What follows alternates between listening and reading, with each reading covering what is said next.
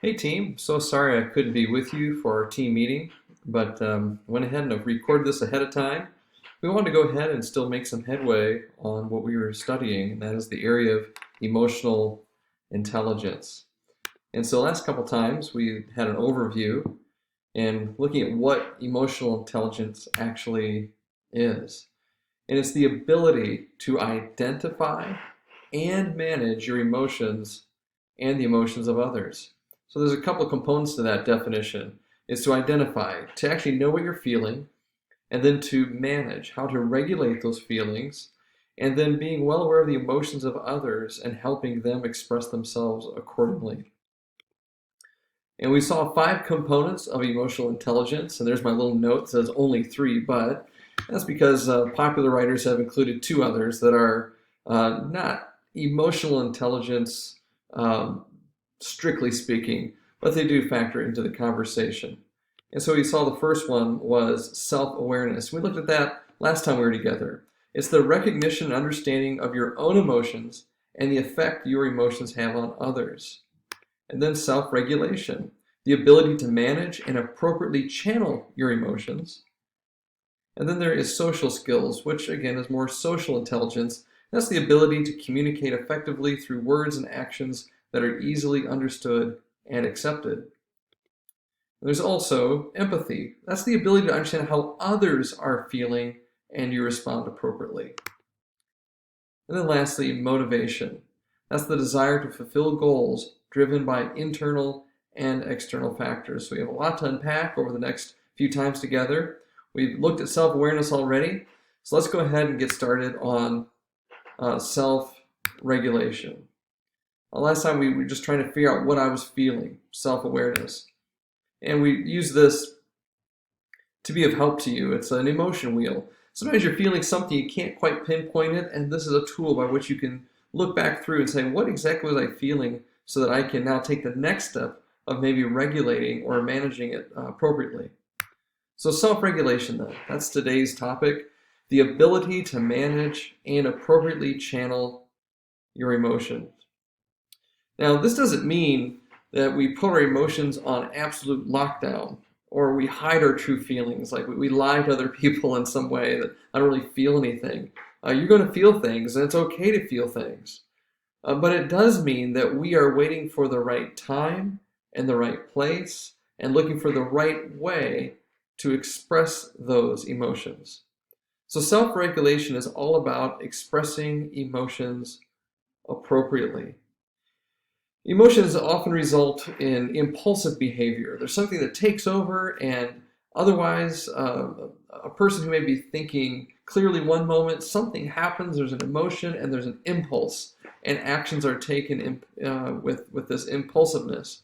And so we could also say that self-regulation is just learning how to manage our impulses at any given time that are driven by those emotions. So we're going to look at 5 elements of self-regulation. The first element is that of self-control. Now, self-control is not masking or hiding your emotions. We already talked about that a little bit. But it is recognizing and controlling them appropriately. This means not making a rash decision or overreacting to a situation. Instead, it's remaining calm and rational.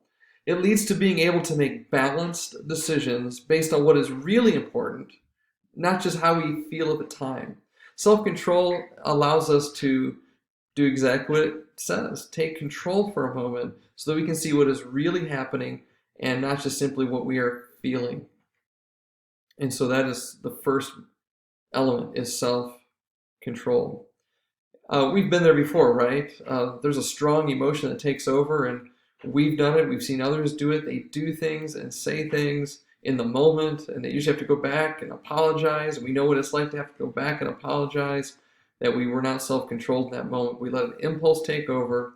We said things and did things based on our feelings first without taking time to see what is this feeling I'm feeling, number one, and how does it relate to the overall context? Is it even as big as I think it is? And sometimes they are big feelings, but we still have to take that moment to make sure we know exactly what is happening and not just being blinded by those impulses. There's trustworthiness. Trustworthiness is your ability to maintain your integrity.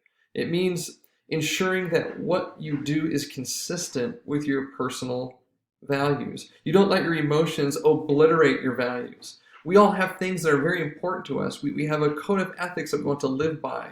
We have things that are core values, if you will. And it's good to take some time, maybe write those down. What are my core values? And am I going to self-regulate so that when I have these strong emotions arise, am I able not to betray my very core values? And again, we see this happen all the time where someone acts in a way that is very unlike they normally act. They just had this impulse that took over, and you have to go back through and apologize. It's probably best to take stock of your core values before there's an eruption of emotion rather than after. Because if you do it before, there probably won't be the eruption of emotions that are expressed inappropriately. This also includes how you treat others. You are trustworthy to act ethically for yourself despite deep emotions, but you are also trustworthy to treat others ethically as well. It means people can trust you to approach you at any given time. They're not wondering, how is this person going to react this time? How will this news strike them this time? That there is some sort of steadiness in you where people can trust you, that they're not going to be the object of an emotional outburst.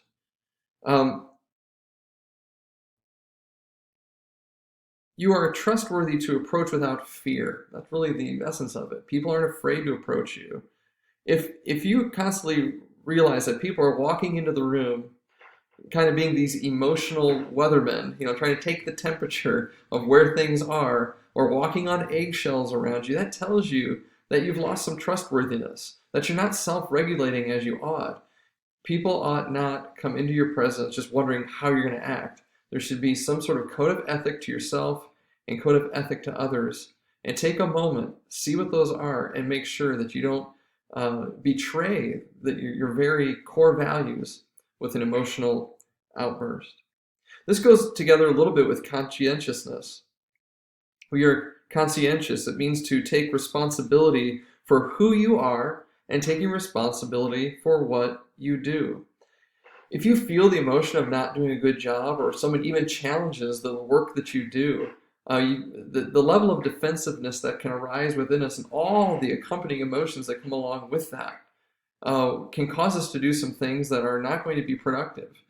First and foremost, it is lashing out emotionally and blaming others for an apparent lack on your own part.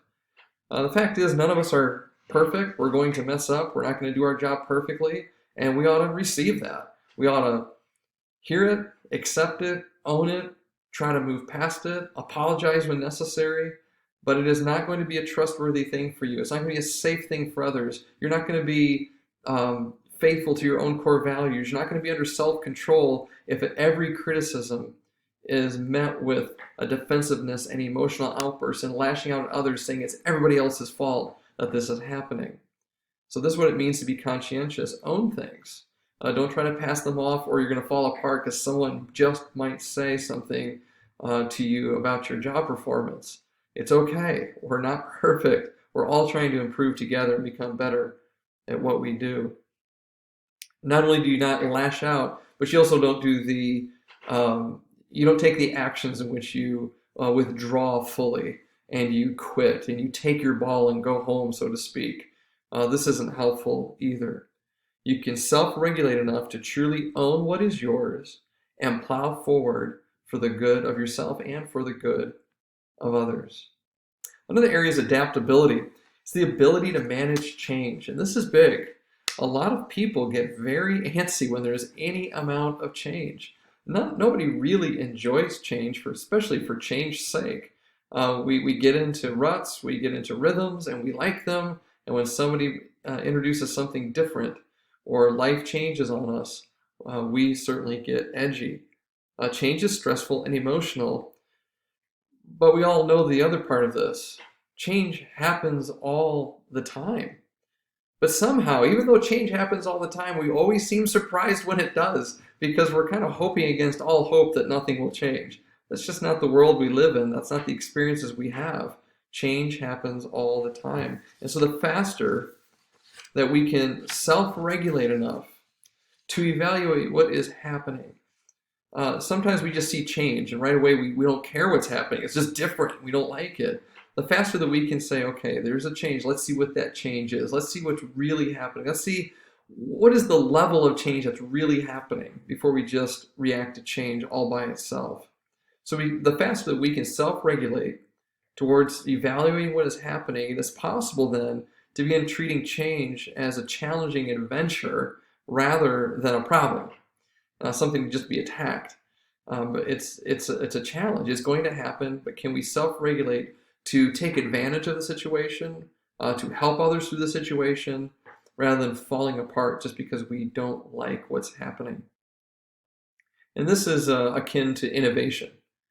Innovation, it's just not, it's resisting the urge to shutting down, getting angry, or retreating to pout when novel ideas or approaches come your way.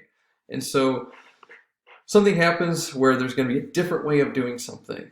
And it's even worse when the old way of doing something is no longer available to you. You have to adapt to the change. You have to innovate. You have to think in a way that you never thought before. You have to engage in a process that you've never engaged in before. That can be nerve-wracking a little bit, especially because we say, I'm going to try it once and it's going to go more slowly than I liked it, or I won't be good at it. And we don't like the feeling of being slowed down. We don't like the feeling of not being good at something. But again, that goes back to being conscientious. Own it. It's okay. You're learning. You're going to be slow. You're going to be bad at something until you get a little bit better at it, because hopefully this innovative way of doing things long term will be better for you in the situation as you face other situations. This is a little bit like our sharks and dolphins discussion that we had a couple years ago, is that sometimes when innovation or change comes our way, we can respond either like a shark or a dolphin. When a shark sees an obstacle, they attack it, they kill it, they get rid of it. And sometimes if something changes in the way you do things, it's not the way you like to do them. Sometimes we have this emotional response. We get angry and we want to kill the thing. We want to get it out of the way. Rather than taking what I call a dolphin-like approach, dolphins are naturally curious. They're going to look at it. They're going to rotate it. How do I get around this obstacle? Or how do I even use this obstacle to my advantage? And acting in a smart way, in a self-controlled way, something in which you are still faithful to your core values, not acting in an ugly way towards something. You're conscientious. You're going to go ahead and try hard and make sure that this works. And you're going to adapt and you're going to innovate. But that does take some self-regulation to be able to face innovation without spiraling in your emotions, just because it's just not fun when things first come out. It's not fun to adapt to something. I think we all go through this on our computers and our phones, and they get the latest and greatest innovations in our operating system, and we like, well, I like the old way of doing it. Why are you changing it on me? And then especially when those old ways become obsolete, you just have to adapt. But I dare say, if you look at the first iteration of Windows versus the latest iteration of Windows, the latest one's just better. It just is. Even though you like Windows 3.1, Windows 10 has to happen at some point. And so long-term things do get better, but it is hard to adjust. So learn to see them for what they are. What is really happening? Is this really something that is really going to help me in the long run?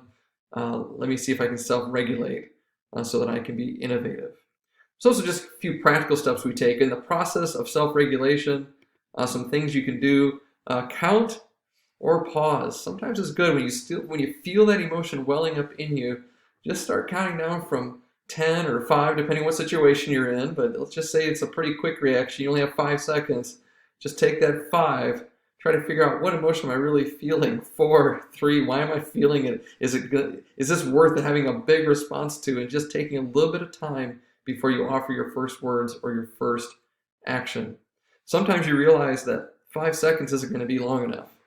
Sometimes you realize there's a pretty strong emotion, and it's okay to withdraw. It's not good to stomp off. It's not good to say, I'm leaving and huff, but just ask for a moment. hey, can I have just a moment and just withdraw calmly and politely, collect yourself, say I need to get a breath of air real quick, or I just need to think through, or those are really important words you said, or those are really difficult words you said. Can I just take a moment to process that? It's okay.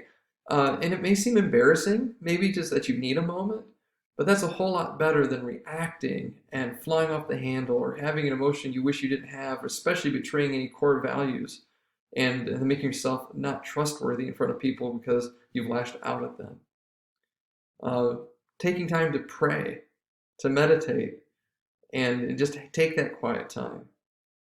Sometimes you hear something and it may not be exactly what you thought you heard. If you're having an emotional response to some words that were said or an action taken, sometimes it's good just to repeat those words back to that person. I thought I heard you say this, or I thought I saw you did this. Is that true? It allows you to know that you're hearing it right, you're observing it correctly, and sometimes it may help for that other person to hear what they said. Did you say? And they may say, well, I said that, but that's not what I really meant. And it gives them an opportunity to kind of back off the statement. That is always a great move. When someone says something that's controversial or says something that could be hurtful to you, or maybe they were responding emotionally, allowing them to say, can you say that again? I want to make sure I heard it. It gives them a chance to maybe change those words or even say, well, it's not what I really meant. That's a lot better than reacting back to them, and then you're in a conflict. And at that point, eating crow doesn't happen. It just ends up being nonsense piled upon nonsense piled upon nonsense, and nothing is helpful at that point. So sometimes if you just need a moment to say, did I hear you correctly or did I observe you correctly? I just want to make sure I know what's happening. And if you heard him correctly and you observed it correctly, then I take you back to counting and withdrawing or praying at that point.